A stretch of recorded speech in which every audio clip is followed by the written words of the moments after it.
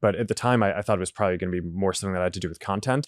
But I don't know. I mean, it's almost just the pattern matching and running the company is there's always another thing, right? So I'm not even sure I had at that time I was so deep and just trying to get the recommendations working for Reels and other content, because I mean that's just such a big unlock for Instagram and Facebook to now being able to show people content that's interesting to them that they're from people that they're not even following.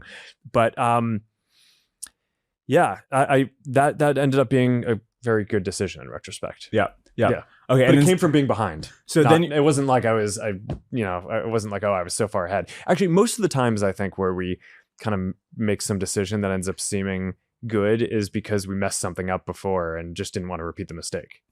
This is a total detour, but I actually want to ask about this while we're on this. We'll get back to AI in a second. So you didn't sell for 1 billion, but presumably there's some amount you would have sold for, right? Did you write down in your head, like, I think the actual valuation of Facebook at the time is this, and they're not actually getting the valuation right? Like, they offered you $5 trillion. Of course you would have sold. So how did you think about that choice? Yeah, I don't know. I mean, look, I think some of these things are just personal. I don't know at the time that I was sophisticated enough to do that analysis. But I had all these people around me who were making all these arguments for how like $1 billion was, it's like, here's the revenue that we need to make and here's how big we need to be. And like, it's clearly so many years in the future.